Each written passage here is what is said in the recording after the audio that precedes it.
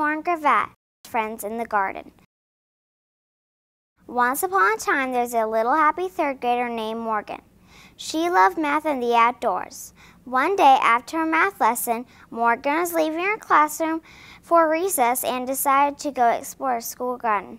As she walked into the garden area, she saw little objects flying from plant to plant. As one flew by her face, she followed it to a nearby plant.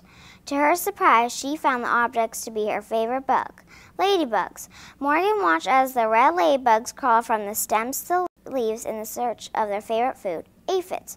On a leaf way up high, Morgan spotted two ladybugs all alone.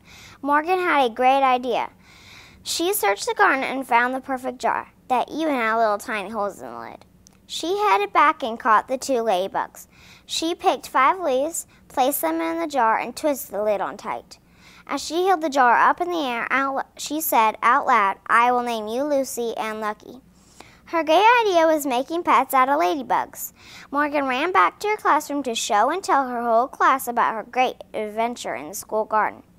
As Morgan shared information about her new pets, the class listened closely. She then went on to tell a few facts about ladybugs, such as ladybugs love to eat aphids and they can live up to 10 weeks. Also, there are nearly 5,000 different kinds of ladybugs in the world. They are a type of beetle. Ladybugs can range in size from 2 to 12 meters. Ladybugs have a 4-stage process of development that produces an adult. It is called metamorphosis and starts with an egg, then a larva, next a pupa, next the adult stage. These ladybugs appear to be adults and are common 7-spotted variety. The teacher asked Morgan, "What are your plans for the ladybugs now?"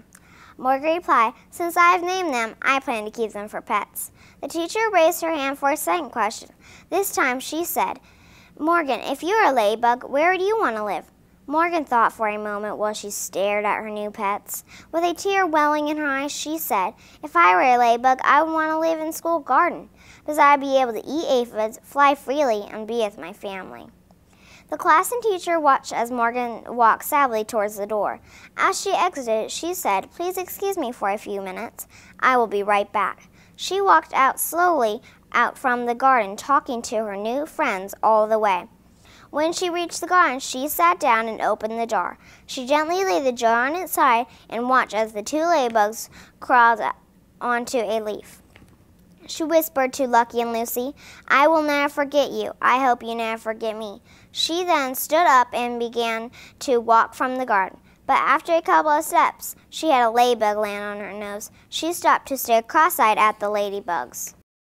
She looked closely and knew it was Lucy. Lucy seemed to wait for a few seconds, then flew away. She had a smile on her face when she walked back to her classroom, quietly taking her seat. She knew she had done the right thing. Her ladybugs would be happy and content in the school garden.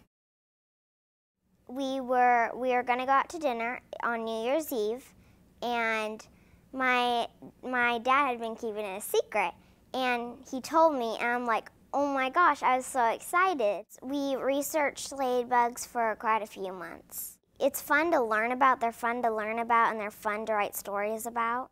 It's a great way to start your year, looking at a subject that you can integrate into your science and take them out to the school garden. So I try to pick a topic that the kids can relate to, and I found that in 3rd grade, I teach the topic. We're able to go to the garden. They're able to see and to learn in a variety of different ways about what they're eventually going to be writing a story about.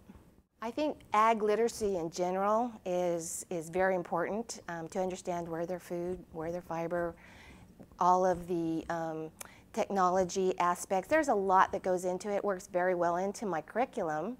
Gives us an opportunity to talk about, farming processes and being a steward of the land and understanding that, we're all going to be part of that.